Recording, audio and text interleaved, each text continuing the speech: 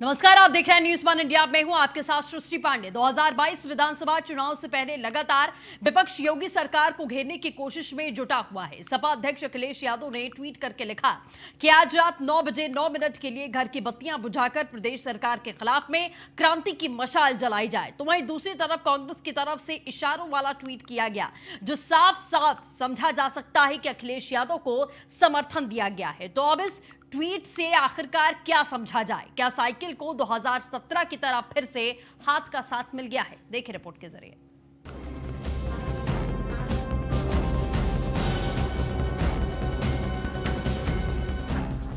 – 2017 विधानसभा चुनाव का एक दौर था जो उत्तर प्रदेश की राजनीति में पहली बार समाजवादी पार्टी और कांग्रेस पार्टी को साथ लाई थी।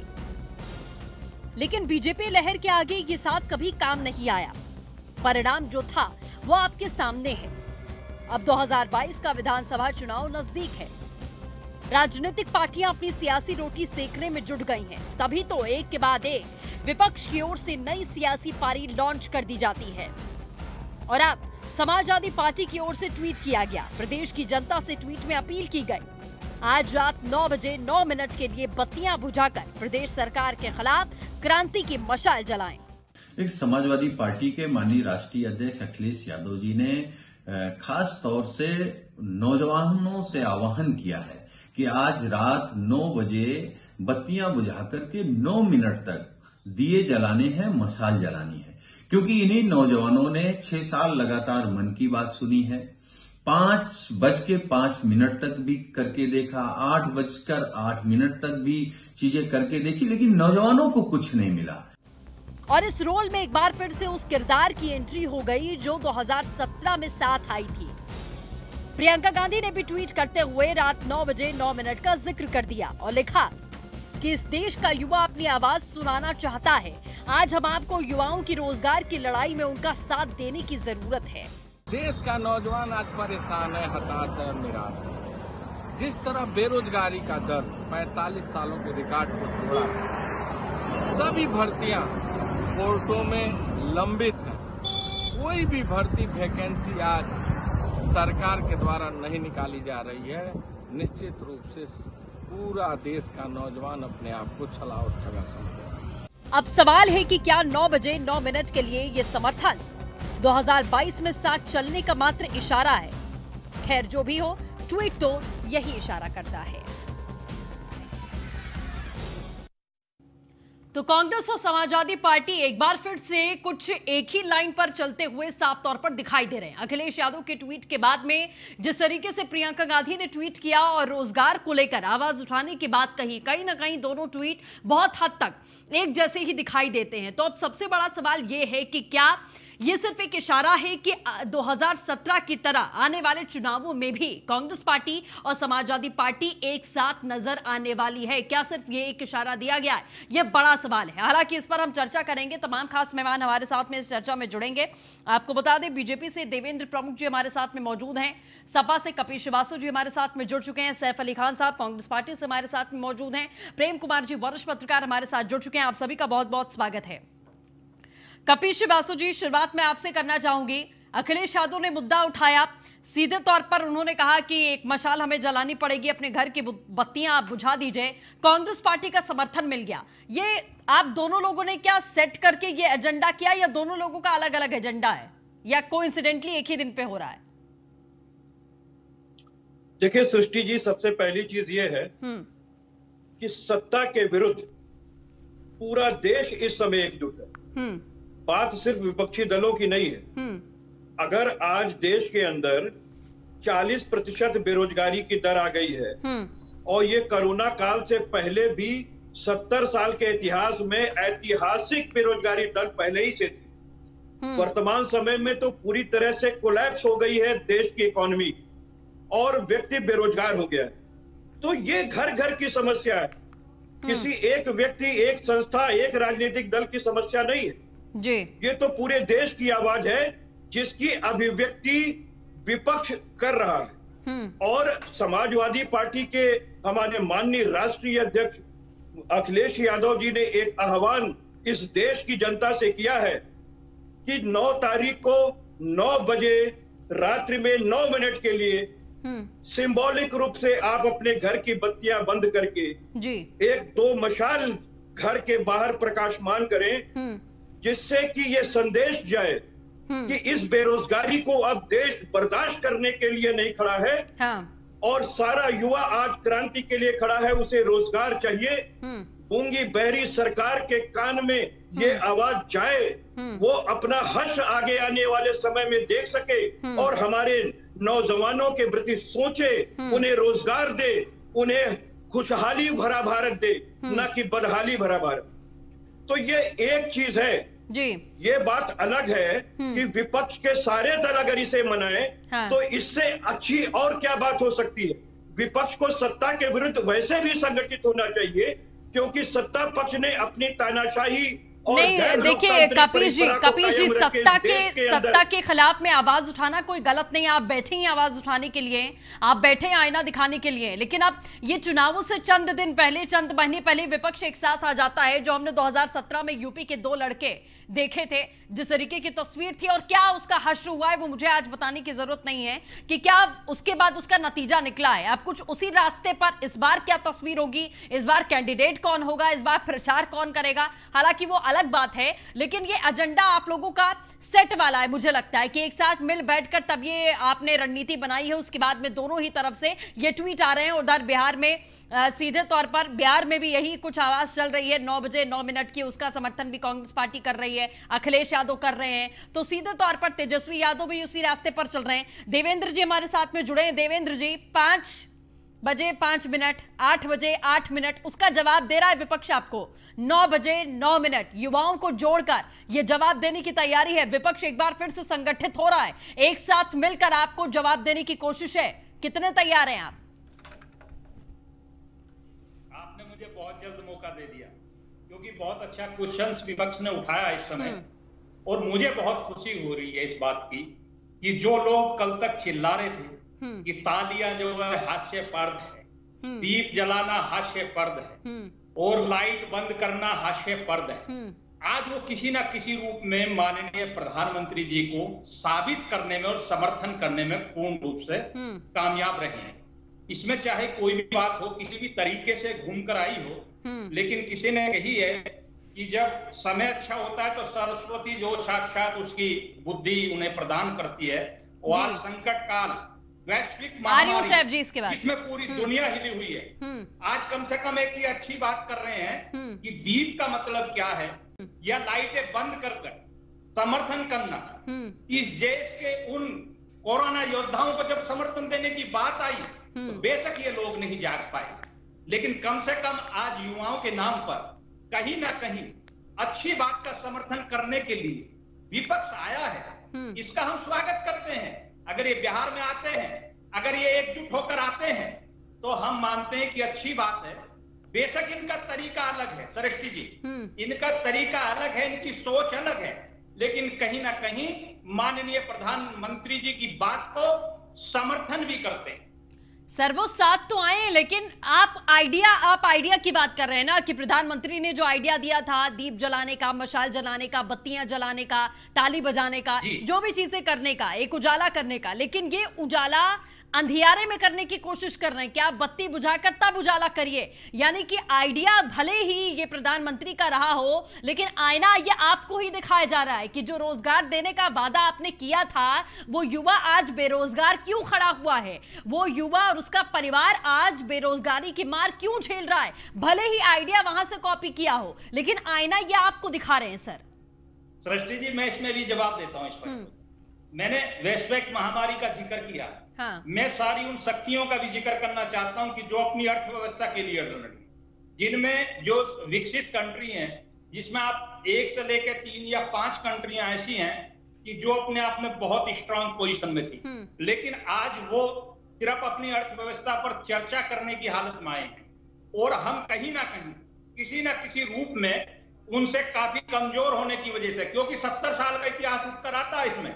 7 साल का नहीं सृष्टि जी, 70 साल में जो देश की हालत कर रखी, और जिस तरीके से एकदम ये संकट हमारे देश पर आया है, जिसमें हमारे लगभग आधे से ज्यादा ऐसी आबादी थी जिसको खाने में ही पहले से ही प्रॉब्लम आ रही थी, और उनको इस संकट काल की घड़ी में एक भी दिन, एक भी घंटे, एक भी क्षण न तो भूखा सोना पड़ा, न भूखा रहना पड़ा, न दवाई की वजह से मरना पड़ा। सबसे बड़ी सफलता तो यह है। सबसे बड़ी जो रोजगार की इन्होंने बात उठाई है, इनके रोजगार की बात उठाकर देखो, इनके विकास मॉडल की बात उठाकर ठीक है, आप 70 सालों की बात कर रहे हैं तो कांग्रेस को सुनना जरूरी होता है। देवेंद्र जी, आप 70 साल की अगर बात करते हैं तो कांग्रेस पार्टी को सुनना जरूरी होता है। सैफ अली खान साहब हमारे साथ जुड़े हैं, वो भी समाजवादी पार्टी की तरह ही 9 बजे 9 मिनट युवाओं की बात सुनने के लिए कह रहे हैं कि युवा आज कुछ कहना चाहता है जो देश को सुनना चाहिए। तो आप सुनिए अब सैफ खान को क्या कह रहे हैं, वो बोलिए सैफ। सबसे पहले सृष्टि जी बहुत बहुत शुक्रिया, बहुत बहुत धन्यवाद। आज आपके साथ जो है फिर एक अरसे बाद जो है मौका मिल रहा है। मुझे ये समझ में नहीं आता कि भारतीय जनता पार्टी के जो लोग और प्रतिनिधि बैठते हैं वो बिना रिसर्च के या सिर्फ बैठ के जो है सिर्फ भाषण देने के लिए बैठते हैं। मैं उनसे सिर्फ ये पूछना चाहूंगा कि आज देश की जो हालात हैं, लेबर ब्यूरो के लिहाज से बोले या श्रम विभाग के बोले, यूं कि श्रम विभाग को तो 2016 में बंद करवा दिया गया था कि लोगों की बेरोजगारी का आंकड़ा सामने ना आए। आज बहरहाल ये पिछली सरकार को बोल रहे हैं, तो मैं लेबर ब्यूरो के रिकॉर्ड इनसे सामने बोलना चाहता हूं चैनल पे, और फिर इनसे माफी मंगवाऊंगा। 3.6% जो है बेरोजगारी थी हमारे टाइम पे, यूपीए के टाइम पे। बुरा था ये भी। आज हाल जो है, जब 2018-2019 आया तो 23% की बेरोजगारी चढ़ी गई, 3.6% से आज वो 40% के करीब चली गई है।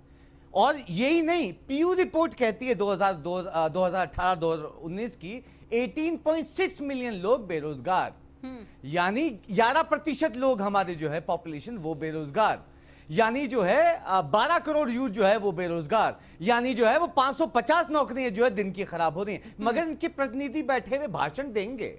मैं उनसे पूछना चाहता हूं कि जब जीडीपी नीचे आज जो है माइनस 23.9% चली गई है, तो क्या प्रतिशत जो है, कितनी जॉब जो हमारी लॉस हुई हैं, उसकी जिम्मेदार जो है ये सरकार बैठी हुई है, और तब भी ये क्लेम ये करिए कि हमने जो है ये सही कर दिया। आज कोरोना केसेस जो है हमारा देश जो है टॉप 5 में आ रहा है, और ये बहुत शान से जो है सीना ठोक रहे हैं। 4 मिलियन केसेस रजिस्टर हो चुके हैं हमारे भारत में कोरोना के जो है, और अनएम्प्लॉयमेंट का तो ये हाल जो मैंने आपको बताया है 40% पहुंच चुका है। तो ये कंपेयर करना चाहते थे जी, बिल्कुल करिएगा। 3.6% हमारे टाइम पे था और आज वो बढ़ के 40% हो चुका है। क्या कहना चाहेंगे? और मैं ये भी जानना चाहूंगा इन काबिल भारतीय जनता पार्टी के प्रतिनिधियों से जी, कि जिसको ये जीडीपी कहते हैं उसका फुल फॉर्म क्या है और हमारे भारत का फुल फॉर्म क्या है। मैं चैलेंज करके कहता हूं कि अगर ये जवाब दे दें इस चीज का, चलिए जवाब दीजिए अब जरा। देवेंद्र जी, जीडीपी का फुल फॉर्म बता दो, हमारे भारत का फुल फॉर्म बता दें। चैनल है, चैनल पे चैलेंज है ये। चलिए बताइए, हमारे भारत का फुल फॉर्म बताइए। बड़ी मेहनत करते हैं, अच्छे प्रवक्ता हैं। भारत का फुल फॉर्म क्या है? मैं इनका साहब मुझे भारत का फुल फॉर्म बताइए, इधर आगे मत घुमाइए। बहुत बड़ी जो सृष्टि, इनसे भारत का फुल फॉर्म बताइए। इंडिया का फुल फॉर्म क्या है? सैफ जी देखिए, ये क्विज कंपटीशन नहीं खेल रहे हैं, क्या है क्विज कंपटीशन नहीं खेल रहे हैं हम लोग। आप लोग प्लीज मुद्दे पर बात करिए। नहीं, मैं बताना चाहता हूं, इतने काबिल भारतीय जनता पार्टी के जनरल नॉलेज का पेपर नहीं चल रहा है सर, वाइवा नहीं चल रहा है यहाँ वाइवा नहीं चल रहा है सर, कोई कंपटीशन हमारे भारत देश का नहीं चल रहा है। फुल फॉर्म क्या है सृष्टि जी? आप मुद्दे पर बात कर ले सर, बेहतर रहेगा। रोजगार पर आप बात कर रहे हैं, आप रोजगार पर बात कर रहे हैं, आप बत्ती जलाने की बात कर रहे हैं, आप बत्ती जलाने की बात कर रहे हैं, आप उस पर बात कर लीजिए। यहाँ एक दूसरे से कुछ मत करिए। अभी आप जीडीपी का फुल फॉर्म पूछेंगे, फिर देवेंद्र प्रमुख आपसे कुछ और फुल फॉर्म पूछेंगे, ये ना मालूम हो कि ये सब मत करिए सर, मुद्दे को भटकाया मत करिए, मुद्दे को भटकाया मत करिए। भारत का फुल जो फॉर्म मुद्दा है उस पर बात करते हैं। देवेंद्र जी आपका जवाब दे रहे हैं ना, आपने जीडीपी का जिक्र किया, आपने नौकरियों का जिक्र किया, आपने बताया 500+ नौकरियां एक दिन में बर्बाद हो रही हैं, बैठे जवाब देने के लिए। आप सुन लीजिए, आप बोलिए देवेंद्र। इंडिया का फुल फॉर्म क्या है देवेंद्र जी बताइए जरा। इनको बता दूंगा, कोई बात नहीं, जो ये पूछना चाहेंगे मैं बताऊंगा। लेकिन ये जो जिस तरीके से बात करते हैं अभी बताइए, चलिए 12 बताइए 17 करोड़ की, अगर ऐसी डिबेट्स करनी है तो 6 घंटे। अरे साहब शर्म आनी चाहिए देवेंद्र प्रमुख जी, भारत का फुल फॉर्म नहीं जानते आप। जीडीपी के बारे में बताएंगे, आप लेबर ब्यूरो के आंकड़ों के बारे में बताएंगे। अरे ये निकम्मी सरकार भारतीय जनता पार्टी की, जिसने बेरोजगारी का ये हालात कर दिए हमारे देश के। अरे शर्म आनी चाहिए, रिजाइन कर दीजिए। आपके फाइनेंस मिनिस्टर देश के जो हैं हमारे, वो तो माफी मांग ही चुके हैं भाई। नेचुरल है, हम कुछ नहीं कर सकते। आप भी माफी मांग लीजिए चैनल पे, मांग लीजिए माफी मांग लीजिए। मैं समझ सकता हूँ, मांग लीजिए माफी, क्योंकि ऐसे निठल्ले लोगों से जो कुछ जानते नहीं, वो बैठ के अगर बोलते हैं तो बहुत अच्छा दिया होता है। सैफ खान साहब देखिए, मैं बार बार बोल रही हूँ, डिबेट की शुरुआत ही आप लोग इस तरीके से कर रहे हैं, आप शुरुआत इस तरीके से कर रहे हैं। थोड़ा भाषा संयमित रखिए ना सैफ खान साहब, थोड़ा भाषा में संयमित रखिए, भाषा का ख्याल रखिए थोड़ा। आपको देश की जनता सुन रही है सर, इसलिए भाषा का ख्याल रखें कृपया करके। आप किसी पार्टी के प्रतिनिधि हैं तो वो भी किसी पार्टी के प्रतिनिधि हैं, एक दूसरे के ऊपर पर्सनल कमेंट्स मत करिए। यहाँ जीडीपी का फुल फॉर्म, भारत का फुल फॉर्म, फलाने का फुल फॉर्म, ये कंपटीशन वाइवा हमने नहीं खोल रखा है, कोई सेंटर नहीं खोल रखा सर। क्या आप ये पूछेंगे, फिर कपिल श्रीवास्तव कुछ और पूछेंगे, फिर देवेंद्र प्रमुख आपसे कोई और फुल फॉर्म पूछेंगे। ये एब्रिविएशंस का कंपटीशन नहीं चल रहा है सर। प्लीज आप लोग मुद्दे पर बात करिए, आंकड़ों पर बात कर लीजिए। आपकी क्या साठगांठ चल रही है समाजवादी पार्टी से, इस बारे में थोड़ा बात कर लीजिए, इस बारे में थोड़ी रोशनी डाल लीजिए। आप जीडीपी का फुल फॉर्म बैठकर नहीं पूछेंगे सर, यहाँ पर ना मुद्दे पर बात करेंगे। प्रेम कुमार जी हमारे साथ जुड़े हुए हैं, प्रेम कुमार जी का रुख करना चाहूंगी मैं सर। प्लीज आप लोग थोड़ा सोच समझ लीजिए, अब भाषा संयमित रख के बात करिए। ये असंवैधानिक भाषा का इस्तेमाल यहाँ पर बैठकर मत करिए। प्रेम जी ऊपर से लेकर नीचे तक जितने भी तुम बैठे हो उसमें एक नंबर के चोर। प्रेम जी, कांग्रेस समाजवादी पार्टी एक ही राह पर चलती हुई नजर आ रही है। समाजवादी पार्टी का कहना है कि विपक्ष संगठित हो रहा है सरकार के खिलाफ में। अब अमूमन देखा जाता है जब चुनाव आते हैं उसके पहले ऐसी तस्वीर देखी जाती है कि विपक्ष एक ही रास्ते पर चलता हुआ नजर आता है, चाहे वो हाथ मिलाए या ना मिलाए, लेकिन अमूमन कहीं ना कहीं रास्ता एक ही होता है। देवेंद्र जी प्लीज थोड़ा कंट्रोल करें, आप लोग प्लीज थोड़ा कंट्रोल करें, आराम से बात करिए। प्रेम कुमार जी बोलेंगे बस। पानी पिलाइए थोड़ा सा। देखिए सृष्टि जी, अभी उत्तर प्रदेश में चुनाव आने में बहुत समय है। हाँ। फिलहाल तो बिहार में चुनाव है, पश्चिम बंगाल में चुनाव, मगर एक मुद्दा जिस पर कि समाजवादी पार्टी ने जिसे उठाया और कांग्रेस पार्टी जिसका समर्थन कर रही है, तो वो एक जो गोलबंदी दिख रही है तो मुझे एक अच्छे मुद्दे पर दिख रही है। तो इसलिए मुझे खुशी है कि चलिए विपक्ष कम से कम एकजुट तो हुआ। हालांकि अगर ये मीटिंग करके और भी बड़ी बैठक करते, उत्तर प्रदेश की और भी जो बाकी राजनीतिक दलों को जुटा लेते, उसके बाद ये कॉल देते समाजवादी पार्टी का, तो ये और भी अच्छा प्रदर्शन और अच्छी बात होती। क्योंकि बेरोजगारी के सवाल पर सत्ता पक्ष को भी अच्छा लगेगा कि विपक्ष एकजुट होकर के सवाल उठा रहा है, क्योंकि सत्ता पक्ष भी कभी विपक्ष था और बेरोजगारी का सवाल वो भी उठाया करता था। जहां तक उत्तर प्रदेश की बात है तो मैं आंकड़ा देख रहा था तो उत्तर प्रदेश में 2017 से 17-18 में 2 साल में 58% बेरोजगारी अधिक हो गई पहले के मुकाबले। इस फरवरी में विधानसभा में खुद सरकार ने ये जानकारी दी है। तो 58% बेरोजगारी अगर 2 साल में बढ़ गई तो ये सरकार के लिए बुरी बात है, अच्छी बात नहीं है। और उसके बाद फरवरी से आगे अगर हम आप देखते हैं तो ये कोरोना काल में तो और भी बड़ी ऊंचाई पहुंची है, ये रिकॉर्ड और भी ऊंचा हुआ है। तो यानी बेरोजगारी की जो समस्या है कोरोना काल में गंभीर हुई है, लेकिन बहुत पहले से है। लगभग 58% बेरोजगारी 2 साल में बढ़ी है। तो ये सरकार है, उसको आईना दिखाने की जरूरत है। और इन्वेस्टमेंट के जो प्रोग्राम लिए गए थे, एक वर्जन था योगी आदित्यनाथ जी का कि 3.25 लाख करोड़ रुपए का इन्वेस्टमेंट हुआ है। उसके बाद में इसको करेक्शन करके कहा गया कि 2.25 लाख करोड़ का इन्वेस्टमेंट हुआ है। आज भी ये तस्वीर साफ रूप से रखी जानी चाहिए कि कितना करोड़ रुपए का इन्वेस्टमेंट आया और ये जो 5 लाख नौकरियां देने की बात की गई उसमें कितने को नौकरी मिली है। ये 2 बातें पूछी जानी चाहिए भारतीय जनता पार्टी की सरकार से। ठीक है देवेंद्र जी, जवाब 58% बेरोजगारी की दर बढ़ी है। कोरोना काल में तो सिचुएशन खराब है, और कब तक इस बात का जस्टिफिकेशन आप जनता को देते रहेंगे कि कोविड है, सभी जो पावरफुल देश हैं उनकी जीडीपी गिर रही है, सभी जगह पर स्थिति खराब है। बल्कि कोरोना से पहले ही कहीं ना कहीं रोजगार का एक बड़ा मुद्दा रहा है, जो आपकी प्रमुखता के साथ में आप एजेंडा लेकर आए थे। लेकिन क्या आपको वाकई में लगता है कि आप उसे इंप्लीमेंट करने में सफल हो पाए? सृष्टि जी, मैं स्पष्ट कर देना चाहता हूं कि एजेंडे से कहीं भी हम अलग नहीं है। हाँ। नहीं थे, ना है, ना रहेंगे। और दूसरी बात कि बिल्कुल प्रेम जी अच्छे क्वेश्चन उठा रहे हैं, जो अच्छा क्वेश्चन है उस पर बात करनी चाहिए, चर्चा करनी चाहिए। या किसी के घर का इतिहास जानने के लिए नहीं बैठते हैं।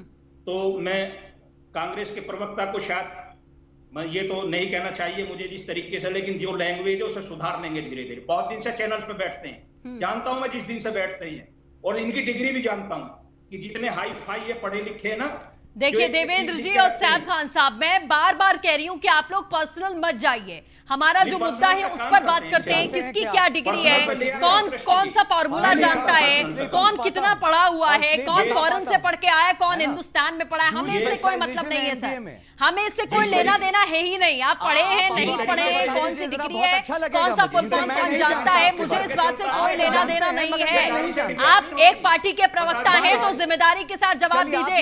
ये बचकानी हरकतें मत करिए जो स्कूल में बच्चे करते हैं। स्कूल में नहीं पढ़ते हैं आप लोग, बचकानी हरकतें मत करिए सर प्लीज। डिग्री नहीं जाननी, फुल फॉर्म नहीं जानना, मुद्दे पर बात करते हैं, समय क्यों बर्बाद करते हैं? देवेंद्र जी, मैं फुल फॉर्म बता सकता हूं, लेकिन ये मिस्टर खान जो डायरी लेके ये जो यहाँ आते हैं ना किताब पढ़ने, सर मुद्दे पर बात करिए ना। प्रेम कुमार ने आपसे सवाल पूछा था, आपसे सवाल पूछा था रोजगार को लेकर, उस पर बात करिए। क्यों पर्सनल एजेंडा चल रहा है यहाँ पर? जवाब देंगे जब कोई किताब ही नहीं होगी। सैफ खान साहब सुन लीजिए सर प्लीज, आपको भी मैं बार बार बोल रही हूँ, ये पर्सनल अटैक्स मत करिए। आप लोग पार्टी का प्रवक्ता कहते हैं अपने आप को, पार्टी का प्रवक्ता कहते हैं आप लोग अपने आप को। सर देवेंद्र जी, सर बात तो पूरी करने दीजिए एटलीस्ट, बात पूरी करने दीजिए। देवेंद्र जी आप बात पूरी करिए, मुद्दे पर बात करिएगा प्लीज। मुद्दे पर जो नहीं बात करेगा मुझे मजबूरन फेड आउट करना पड़ेगा। आप मुद्दे पर बात करिए। प्रेम जी ने जो क्वेश्चन उठाए हैं, मैं सबसे पहले ये जो आप कोरोना काल की बात कर रहे हैं, ये कोई एक देश की समस्या नहीं है, ये विश्व की समस्या है, न 5 राष्ट्रों की समस्या है।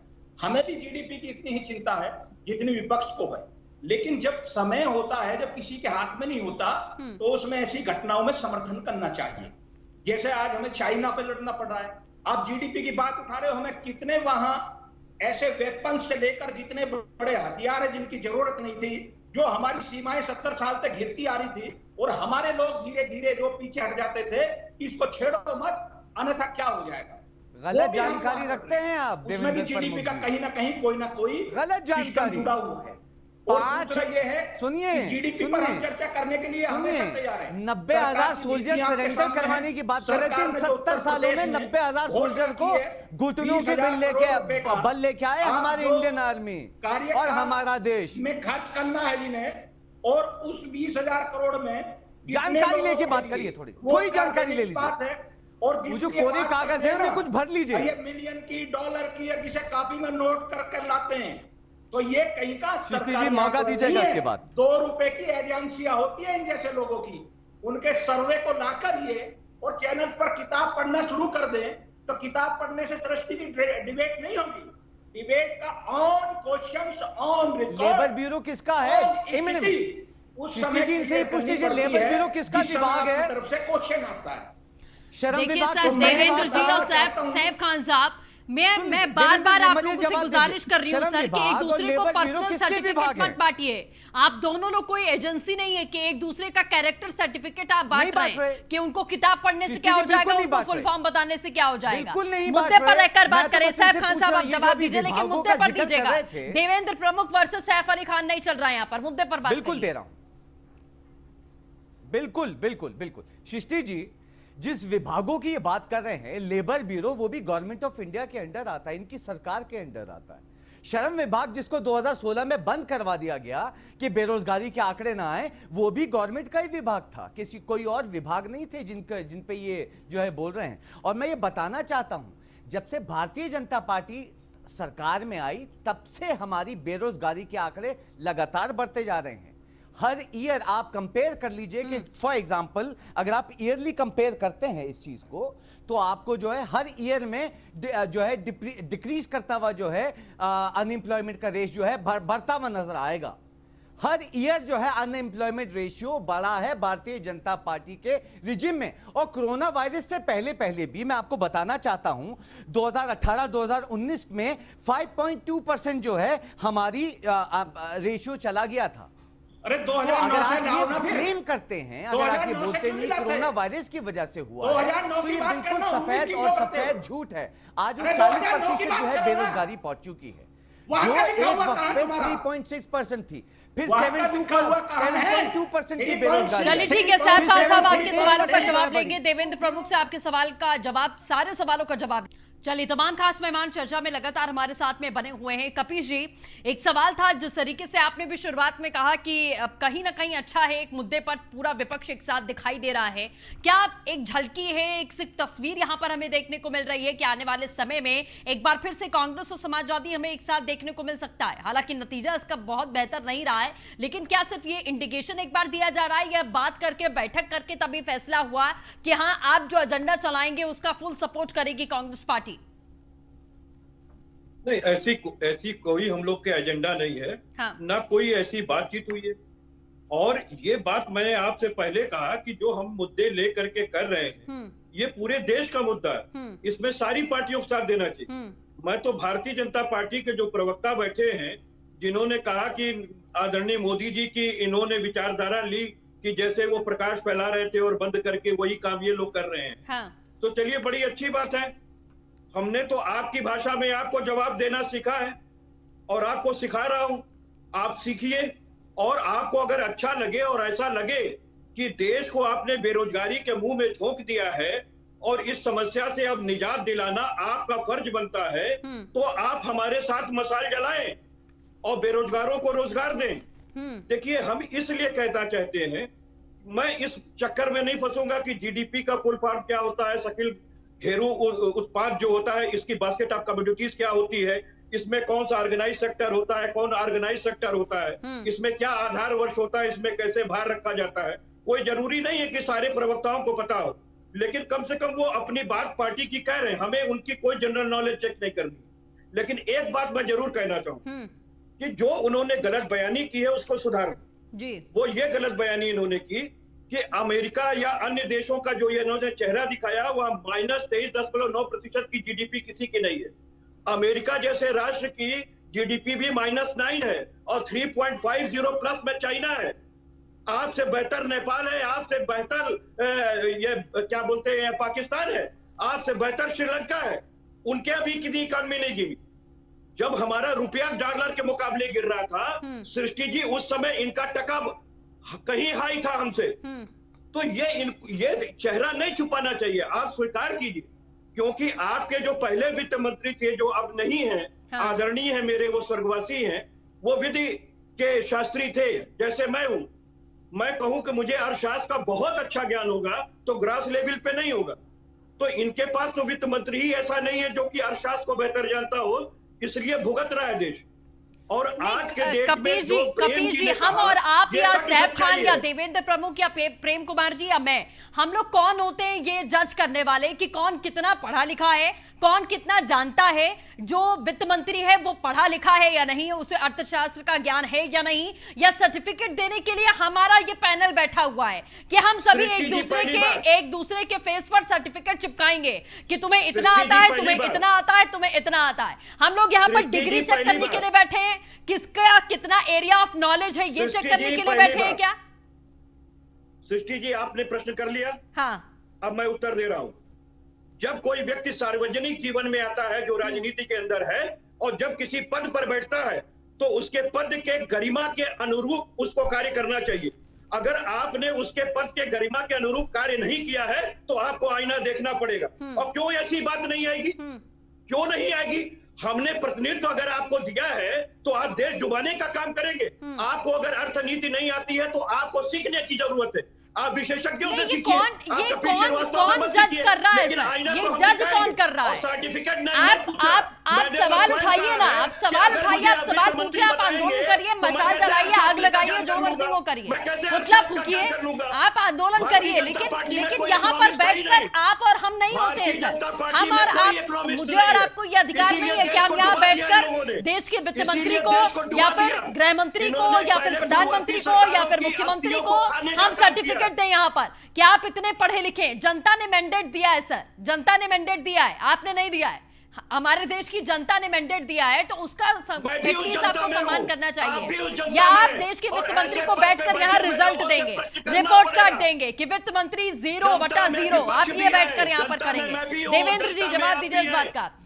ये कह रहे हैं कि पढ़ा लिखा व्यक्ति, अर्थशास्त्र का ज्ञानी व्यक्ति नहीं बैठा हुआ है वित्त मंत्रालय जो संभाल रहा है। नाम नहीं लेना चाहूंगी मैं, आप बताइए। सृष्टि जी, आपने ज्यादा बात इसमें छोड़ा नहीं है, अच्छे से बता दिया कि जनता ने जब मैंडेट दे दिया और कैबिनेट तैयार। अरे सर, मैं क्यों छीनूंगी आपका अधिकार? आप गला फाड़िए, आप चिल्लाइए, आप आंदोलन करिए, आप लाठी चलाइए, आप पत्थर फेंकिए, आप जाकर आग लगा दीजिए, मुझे उससे कोई लेना देना नहीं है। मैं और आप यहाँ पर बैठकर देश के वित्त मंत्री को सर्टिफिकेट नहीं देंगे कि आप 0 हैं। आप यहाँ पर बैठकर जजमेंट नहीं सुनाएंगे।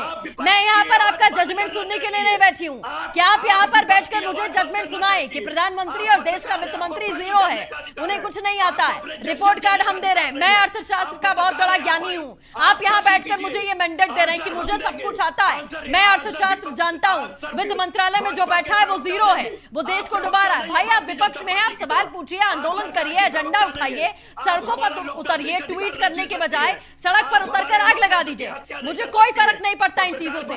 लेकिन आप यहाँ बैठकर, आप विपक्षी दल यहाँ बैठकर सर्टिफिकेट दे रहे हैं, आप एजेंडा बना रहे हैं इस चीज को। आप यहाँ सर्टिफिकेट दे रहे हैं कि देवेंद्र प्रमुख कितने पढ़े लिखे हैं।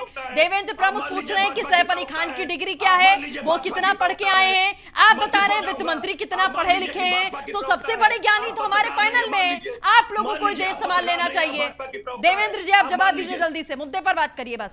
सृष्टि जी, मैंने कहा इनको, आपने बीच में रुकी, आपने बात रख दी उनको अपने तरीके से। मैं ज्यादा इनको नहीं कहना चाह रहा, ये समझा रहा हूं, अपने मित्र को बताना चाहता हूं कि आपने जो बात कहा, संविधान के अनुसार मैंडेट मिला है, एक कैबिनेट चल रहा है, कैबिनेट के मुखिया माननीय प्रधानमंत्री हैं और सब कैबिनेट की पूरी जिम्मेदारी है। अगर इन्हें कहीं आज अर्थव्यवस्था की बात है तो खाली वित्त मंत्रालय से नहीं उठाएगी अर्थव्यवस्था, अब ये गलत फहमी में है। मैं इनको ये और थोड़ा सा उजागर कर देना चाहता हूं कि ज्ञान का टाइम नहीं है। 1 घंटे की डिबेट में ज्ञान एक दूसरे का अगर आप देखना चाहोगे तो मुझे लगता है कि कई दिनों तक बराबर चर्चा होगी, जब जाके पूर्ण होती है ऐसी चीज। ये शास्त्रार्थ नहीं हो रहा। यहाँ कुछ क्वेश्चंस, मेंस क्वेश्चंस होते हैं, पॉइंट होते हैं और उन्हीं पे 1 घंटे में 4 से 6 लोग बोलते हैं। किसी के हिस्से में 2 मिनट, किसी के में 4 मिनट आती है। तो मैं इनको स्पष्ट ये बता देना चाहता हूं कि वित्त मंत्रालय जो अपना काम कर रहा है उसमें कहीं भी बताने की इनकी शिक्षा की जरूरत नहीं है। दूसरा, मैं इनको ये कहता हूं कि मैंने 5 देशों का जो जिक्र किया है, जिनकी जीडीपी का मैं जिक्र कर रहा हूं, मैं भाग नहीं रहा, स्पष्ट बात कर रहा हूं इनको।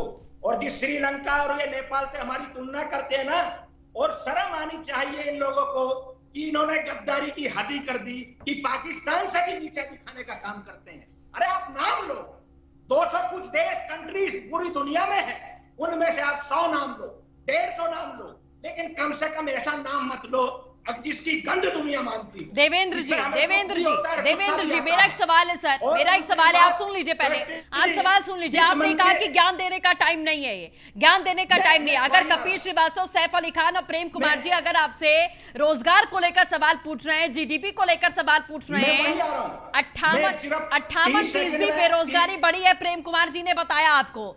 आखिरकार कोरोना के पहले भी यही हाल था। 2 करोड़ नौकरियां कहां गई आज के टाइम पे किसी को नहीं पता है कि वो 2 करोड़ नौकरी कहां चली गई। कौन से वो 2 करोड़ लोग हैं जिनको नौकरी मिल गई, वो आज तक सामने नहीं आ पाए। तो आप कोरोना काल में सिर्फ ये स्टेटमेंट देके नहीं बच पाएंगे कि हमारे भी नीचे और लोग हैं, हमारे ऊपर कौन लोग हैं, हम क्या ये नहीं देखेंगे कि कोरोना की काल में भी रिकवरी कैसे हुई है, किसकी जीडीपी कैसे बेहतर हुई है, कैसे देश आगे काम कर रहा है, या फिर कोरोना काल है तो सब कुछ सिर्फ खत्म होता रहेगा, कोई भी उम्मीद की किरण हमें नहीं दिखाई देगी और आप डिबेट्स में बैठकर सिर्फ ये लॉजिक देते रहेंगे कि कोरोना है इसीलिए हम डूब रहे हैं और डूबते रहेंगे। एक विश्वास की उम्मीद की किरण आप दिखाएंगे या नहीं? सरकार में सत्ता में बैठे हैं तो किससे सवाल पूछा जाएगा? सैफ खान से सवाल पूछूं या कपिल श्रीवास्तव से पूछूं? मैं 30 सेकंड में बता देता हूं। देखिए, जीडीपी की बात आई है निकल के। जीडीपी में जब कोरोना का नाम आता तो मैंने देश में जिक्र नहीं किया। मैं WHO का आप उठा के देख लीजिए कि उनका क्या बयान था, उन्होंने इंडिया के बारे में क्या बोला था। ये जो बता रहे हैं ये बहुत बड़ा ज्ञान रखते हैं कि उन्होंने इंडिया के बारे में जो बोला उसके अंडर माननीय प्रधानमंत्री जी ने, फिर मैं कहता हूं कि सारी चीज को करते हुए जिस चीज की आज हमको जरूरत थी सृष्टि जी, हमने उस पर मंथन किया। सर, WHO ने बोला कि हमने बहुत अच्छा काम किया लॉकडाउन लगा के। क्या WHO के इस स्टेटमेंट से हमारी जीडीपी बेहतर हो जाएगी या हमारे देश के युवाओं को रोजगार मिल जाएगा? मैं ये महिमा मंडन, सर आप लोग महिमा मंडन कर करके परेशान कर चुके हैं। क्या WHO की तारीफ से, दुनिया की तारीफ से, अमेरिका की तारीफ से और सो कॉल्ड तमाम देशों की तारीफ से हमारे देश के युवाओं को रोजगार मिलने वाला है? आप ये बता दीजिए कि उन्होंने तारीफ कर दी है, अब तुमको रोजगार मिल जाएगा। नदीम भाई डिबेट में सृष्टि जी, हमने बिल्कुल युवाओं के रोजगार, तारीफों से पेट भरता है क्या सर? तारीफों से पेट भरेगा क्या? WHO दिन भर माला जपता रहे भारतीय जनता पार्टी की और उससे पेट भर जाएगा हमारे देश का? ये पॉसिबल है क्या सर? नहीं, हम नहीं कह रहे WHO इस माला को रचे, लेकिन मैं विपक्ष के जो हमारे साथी गण हैं, अगर उनके पास उनका आपका बहुत अच्छा पैनल इस समय बैठा है, बहुत माइंडेड बैठा है, जो पूरे विश्व की बात कर रहा है, जो आंकड़े लिखित में ले रहा है, वो कोई अच्छे अच्छे आंकलन अपने लिखकर तैयार कर उसको किसी न किसी माध्यम तक सरकार के प्लेटफॉर्म तक पहुंचाए। और कहीं ना कहीं देखिए, जहां तरीके से इन्हें लग रहा है कि कमी है जी, उस कमी पर भी उंगली उठाने का अधिकार रखते हैं, लेकिन ये पाकिस्तान की बढ़ाई करके रखें उसकी जरूरत नहीं है। ठीक है, सैफ खान जवाब देंगे इस बात का। सैफ खान जवाब दीजिए, नो पर्सनल कमेंट से मुद्दे पर जवाब। सैफ खान, जिसे पूरी दुनिया मानती है। ठीक है, अब जवाब सुन लीजिए सर, अब जवाब सुन लीजिए। सैफ खान साहब, देवेंद्र साहब का कहना है कि अगर आपके पास में कुछ ऐसे ऑथेंटिक आंकड़े हैं, जो कमियां आपको दिख रही हैं, वो सरकार तक पहुंचाई जाएं। तो हम क्या कर रहे हैं? और पार्लियामेंट में उठा रहे हैं अनएम्प्लॉयमेंट का रेशियो, विधानसभा में उठा रहे हैं, अब जो है कैंडल जला के कर रहे हैं 9 बजे, और कैसे उठाएंगे आप मुझे बताइए।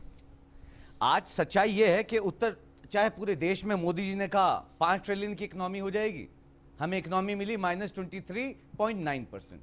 मोदी जी ने कहा 2 करोड़ जो नौकरियां हैं हर साल दूंगा, आज पता चला 45 साल में सबसे ज्यादा बेरोजगारी है।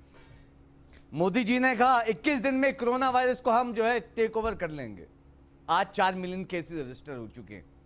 तो मैं कहना चाहता हूं, बड़े साफ साफ तरल सी बात, आप कह रहे हैं हमारी आवाज पहुंचाइए। क्या देवेंद्र जी आप जो बैठे हैं, क्या पहुंचाने का काम करेंगे? क्या साथ देंगे 9 बजे 9 मिनट के लिए? ये मोदी जी की बात कही नहीं है। ठीक है देवेंद्र जी, सीधा सवाल है, सीधा सवाल है, प्लीज सीधा सवाल है, क्या 9 बजे आप साथ देंगे? कांग्रेस पार्टी और समाजवादी पार्टी का मशाल जलाने में आप साथ देंगे 9 बजे? ये पूछ रहे हैं, दोनों प्रवक्ता पूछ रहे हैं आपसे। अगर आप बेहतरी, इतना बेहतरी चाहते हैं और आप कह रहे हैं विपक्ष हमारे साथ खड़ा रहे, तो क्या मशाल जलाने में, बत्तियां बुझाकर दिया जलाने में, जैसे आपने कोविड-19 के योद्धाओं के लिए दिया जलाया, वैसे क्या आप समर्थन करेंगे इन दोनों का? बताइए। सृष्टि जी, अगर ये अच्छा काम करते, देश के सम्मान की बात होती, अच्छी बात होती, शिक्षा की होती, तो निश्चित इनका साथ दिया जाता। लेकिन इस तरीके के मूर्खतापूर्ण डिसीजन का साथ कौन देगा? मुझे तो उम्मीद लगती है कि देश में ही कोई नहीं देगा। कल का आंकलन देख लेना 9 बजे के बाद, कितने लोगों का दिया जलता है, कितने का बुझता है, ये समय बताएगा। और जो माननीय प्रधानमंत्री जी ने किया उसके बाद, अच्छा देवेंद्र जी, इसमें भी आंकड़े नोट करेंगे कि प्रधानमंत्री ने जब प्रधानमंत्री ने आह्वान किया तो कितने लोगों ने दिए जलाए, और जब विपक्ष ने किया तो कितने लोगों ने दिए जलाए। इसका भी मेरे ख्याल से कल तक कैलकुलेशन जरूर मिल जाएगा कि प्रधानमंत्री के कहने पर कितने लोगों की घर की बत्ती बंद हुई और दिया जलाया गया और ताली बजाई गई, और आज कहने पर कितने लोगों के घर की बत्ती बंद हुई और मशाल जलाई गई। इसका कैलकुलेशन आप जरूर करेंगे, ये कॉम्पिटिशन जरूर दिख रहा है हमें। कपिल जी, चलिए, कपिल जी को आवाज नहीं मिल रही। प्रेम कुमार जी हमारे साथ लगातार बने हुए हैं काफी देर से। प्रेम जी, जिस तरीके से आप देख रहे हैं ये पूरी चर्चा, ये एक मुद्दा जो है ये उसी एक आइडिया पर आकर इर्द गिर्द घूम रहा है कि लाइट बंद करके, ताली बजाकर, लाइट जलाकर, मशाले जलाकर बीजेपी कह रही है कि अच्छा है, हमारा फॉर्मूला अख्तियार कर रहे हैं, हमारे ही रास्ते पर चल रहे हैं। प्रेम जी, इसमें तो संदेह नहीं कि सृष्टि जी ये आंदोलन का भी एक तरीका बन गया। हाँ। जो नरेंद्र मोदी जी ने सेट किया था, तो उसको विपक्ष अब उन पर ही हमले के लिए इस्तेमाल कर रहा है जी। लेकिन ये तुलना सही नहीं होगी कि जब प्रधानमंत्री पूरे देशवासियों से अपील करें दिया अंधेरा करके दिए जलाने की, हाँ। तो वो पूरे देश के लिए था। मैंने खुद भी जलाए थे, लेकिन मैं तो भारतीय जनता पार्टी का मेंबर नहीं हूँ, तो सारे लोगों ने जलाए थे। लेकिन अगर जेपी नड्डा जी का वो बयान होता, उनकी अपील होती, तब आप कंपेयर कर सकते थे समाजवादी पार्टी के अध्यक्ष के कहने पर कितने जला रहे हैं और उस समय कितने जला रहे हैं। लेकिन आज ये तुलना नहीं बनती, एक बात। दूसरी बात यह है कि बेरोजगारी को लेकर के एक मैं अच्छी बात कहना चाहता हूँ, याद दिलाना चाहता हूँ भारतीय जनता पार्टी को कि योगी आदित्यनाथ सरकार ने ये दावा किया था जून के महीने में कि सबसे ज्यादा मनरेगा के तहत ये रोजगार देने का काम उत्तर प्रदेश ने किया है देश भर में। 57 लाख से ज्यादा लोगों को मनरेगा के तहत नौकरी दी गई और राजस्थान को इसने पछाड़ दिया जी। तो ये बहुत महत्वपूर्ण आंकड़ा था। लेकिन ये मनरेगा के तहत जो रोजगार है वो कुछ समय के लिए है, वो जरूरी है। वो 32 लाख प्रवासी मजदूर आए थे उत्तर प्रदेश में, उनको भी इससे मदद मिली होगी। लेकिन ये आंकड़े भी कितने सच है नहीं है उसकी मैं पुष्टि नहीं करता, लेकिन सरकार ने दावा किया है तो मैं ये मानता हूँ कि 57 लाख से ज्यादा लोगों को मनरेगा के तहत रोजगार दिए गए। तो सवाल यह है कि स्थायी रोजगार की दिशा में सरकार आंकड़े लेकर क्यों नहीं आती कि स्थायी रोजगार उन्होंने कितनों को दिए, कितनी नियुक्तियां निकाली, कितने बेरोजगारों को पदस्थ किया, इसका आंकड़ा सामने लाए। पूरे देश में तो रेलवे से लेके तमाम जगहों पर घोषणाएं हुई लेकिन रिक्तियां भरी नहीं गई। उत्तर प्रदेश में क्या स्थिति है ये भारतीय जनता पार्टी को बताना चाहिए। ठीक है सर। कपिश जी। सृष्टि जी, सबसे पहली चीज ये है कि इतनी नोबल कॉज पे एक कॉल दी गई है। हाँ। और ये वास्तव में समस्या है। सरकार भी इस बात को मानती है कि वर्तमान समय में 40% की बेरोजगारी। तो अगर आपको लगता है बेरोजगारी है हाँ। और बेरोजगारी दूर होना चाहिए तो एक नोबल कॉज है, उसमें आपको साथ देना चाहिए। आपको अदरवाइज इधर उधर नहीं करना चाहिए। हम कोई कोरोना काल में दिवाली मनाने की बात नहीं कर रहे। अब तो और पूरी तरीके से अनलॉक हो गया है और उत्तर प्रदेश में तो पूरी ही तरीके से हो गया क्योंकि संडे का भी दिन का जो लॉकडाउन था वो हटा लिया गया। हाँ। तो हम तो ये चाहते हैं कि आप कह भी रहे हैं कि हमें सुझाव दीजिए, तो विपक्ष से सुझाव एक तरफ से कह रहे हैं, दूसरे तरफ से लेना नहीं चाहते। अच्छा, हम लोग इस बात को कह रहे हैं कि भैया अगर बेरोजगारी आपको दूर करनी है, जीडीपी आपको उठानी है, उद्योग आपको लगाना है, तो आपको ऋण पे नहीं विश्वास करना पड़ेगा, लोगों के हाथ में पावर करना पड़ेगा। जो आपने उधारी चढ़ाने के लिए 20 लाख करोड़ का फर्जी एक आंकड़ा दे दिया, अगर उसको आप लोगों के हाथ में भेजे होते तो आज लोगों की क्रय शक्ति हुई होती, लोग खरीद फरोख्त करते, उद्योग चलते, और उद्योग चलते तो बेरोजगारी दूर होती। ये बहुत सरल चीजें हैं भाई। जितनी मांग होगी उतनी पूर्ति होगी, अगर मांग ही नहीं होगी तो पूर्ति नहीं होगी, और जब मांग ही नहीं है तो लोग उधार लेकर के उद्योग क्यों लगाएंगे। ठीक है देवेंद्र जी, जो बिजनेस ठीक है कपिल जी आपके सवालों का जवाब लेंगे। देवेंद्र जी, प्रेम कुमार जी ने बहुत एक अहम सवाल उठाया था मनरेगा को लेकर कि आपने कुछ आंकड़े जारी किए थे, 57 लाख के करीब आपने कहा था कि सबसे ज्यादा मनरेगा से लोगों को हमने जोड़ा है, और वो दौर कोई नहीं भूल सकता जब तमाम प्रवासी मजदूर उत्तर प्रदेश पहुंचे थे, लाखों करोड़ों की तादाद में लोग यहां पहुंचे थे, कोई मुंबई से आया, अलग कोई दिल्ली से आया, नोएडा से आया, गाजियाबाद से, जो पैदल हमने भीड़ देखी थी। उसके बाद में आप सरकार ने खुलेआम ये दावा किया था कि इन मजदूरों को अब यूपी से बाहर जाकर काम करने की जरूरत नहीं पड़ेगी, क्योंकि इनको इनके घर के करीब ही रोजगार देने का वादा सरकार करती है, इनको अपने मोहल्ले से भी बाहर निकलकर काम करने की जरूरत नहीं पड़ेगी। तो सिर्फ क्या ऐसे समय पर आपने बड़े बड़े दावे कर दिए, आपने लोगों को सपने दिखा दिए, और ये वो वर्ग है जो मजदूरी करके अपना पेट पालता था, अपने परिवार को पालता था, और आज वो खाली हाथ बैठा है कि वो बाहर जाकर भी कुछ नहीं कर सकता और अपने प्रदेश में भी उसके लिए काम नहीं है। ऐसा क्यों सर? सृष्टि जी, सबसे पहले तो मैं क्लियर करना चाहूंगा कि प्रेम जी बहुत सुलझे हुए विशेषज्ञ हैं और अच्छा क्वेश्चन उठाते हैं, चाहे वो खिलाफ उठाओ पक्ष में उठाओ, कोई फर्क उससे नहीं पड़ता। और उनकी बात पे जो है सोचना भी पड़ता है और संभल कर बोलना भी पड़ता है। वो मैं सबसे जो गहरी और अहम बात आपको बताने जाता हूं कि आज हम उत्तर प्रदेश से बैठकर बात कर रहे हैं। इस देश का सबसे बड़ा प्रदेश है और 2007 से लेकर 17 तक की भी बात आप उठाकर देख लीजिए। आज उत्तर प्रदेश जिस प्लेटफार्म पर खड़ा है, देश में कोई राज्य इस स्थिति में नहीं है कि उत्तर प्रदेश ने लाके जहां को एक उत्तम प्रदेश का नाम देने का काम किया है। विकास का हो, क्राइम की जो पोजीशन थी वो हो, आप उद्योग जगत की जो बात कर रहे हैं, जो उद्योग जगत की चर्चा होती है बार बार, पूरे देश में अगर कहीं से बड़ा प्लेटफार्म को तैयार होने का काम हुआ है तो वो उत्तर प्रदेश में हो रहा है, भविष्य भी उसी में तय हो रहा है। और अरे कितना निवेश है ये बताइए, महामारी की बात, कितना निवेश लेके आए हैं, चर्चा कहाँ उद्योग बैठा है? सृष्टि जी कहीं ना सृष्टि जी पता कर लेंगी, बता दीजिए कहाँ आपने लगाया 3.5 साल में। इसको कम कर दिया जाएगा।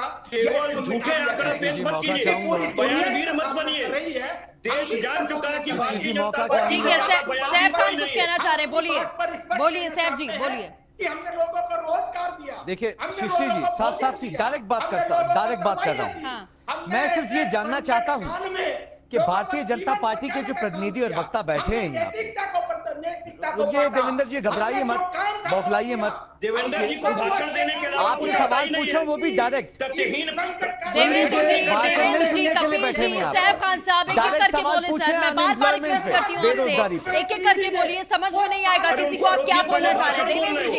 देवेंद्र जी समझ में नहीं आ रहा आप क्या बोल रहे हैं, आप क्या बोल रहे हैं, आप प्लीज थोड़ा देर शांत रहिए, सवाल सुनिए। सैफ खान साहब बोलिए। मैं डायरेक्ट सवाल पूछता हूं, देवेंद्र जी आपसे ही सवाल है, मैं आपसे सवाल पूछ रहा हूं डायरेक्ट सवाल, कितने इंडस्ट्रियल सेटअप लग गए हैं और कितने वर्क फोर्स को जो है आपने एम्प्लॉयड कर दिया है? पहला सवाल। दूसरा, सुन लीजिए सवाल, सुन लीजिए, सुनिए देवेंद्र जी, ऐसे बौखलाहट से कुछ नहीं अरे आपकी कोई खेत थोड़ी मांग रहे हैं। ऑर्गेनाइज सेक्टर में आपने कितने इंडस्ट्रियल सेटअप कर दिए हैं? सुन लीजिए, घबराइए मत इतनी जल्दी, सुन लीजिए। ऑर्गेनाइज सेक्टर में कितनी इंडस्ट्री सेट कर दी हैं, और अनऑर्गेनाइज सेक्टर में तो आप क्या पकौड़े तलवाने के लिए, जैसे हमारे मोदी जी के बोलते ही हैं, तो क्या हम अनऑर्गेनाइज सेक्टर में पकौड़े तलवाने वाला जो काम था है ना, क्या उसे स्किल इंडिया में लेके आएंगे? नहीं, मुझे बता दीजिए, ऑर्गेनाइज सेक्टर में कितनी इंडस्ट्री सेट हुई, कितने लोग को जो है एम्प्लॉयमेंट मिला? देवेंद्र जी ऐसा है, देखिए देवेंद्र जी पकौड़े तलवाने वाली बात थी आपकी, तो क्या उसे जैसे मोदी जी ने कहा था कि हम ऐसे कोई फर्क नहीं पड़ता है, ऐसे कोई फर्क नहीं पड़ता है। आपको देश की जनता देख रही है, अगर आपसे सवाल पूछा जाए तो सलीके से उत्तर दीजिए उसका। आप कौन होते हैं पूछने वाले, आप कैसे सवाल पूछ सकते हैं? इस तरीके की भाषा नहीं चलती है सर, इस तरीके की भाषा नहीं चलती है। आप अगर सत्ता में बैठे तो सवाल सुनने का मादा आपको रखना पड़ेगा सर, आपको सवाल सुनना पड़ेगा और कड़वे से कड़वे सवाल आपको सुनने पड़ेंगे। अगर आप इतने दिल खोलकर वादा करते हैं कि तमाम मजदूरों को हम यूपी से बाहर जाने ही नहीं देंगे, दिल्ली जाना ही नहीं पड़ेगा, मुंबई जाना ही नहीं पड़ेगा, काम उनको घर के बाहर मिलेगा, गली के बाहर मिलेगा, तमाम फैक्ट्रियां लगेंगी, तो वो सपने कहाँ हैं? वो सपने कहाँ हैं? वो कब पूरे होंगे? जवाब तो आपको देना पड़ेगा ना सर, ऐसे बौखलाने से कुछ नहीं होता। चलिए आखिरी कमेंट लेंगे, प्रेम कुमार जी शुरुआत आपसे करते हैं, आखिरी कमेंट कंक्लूड।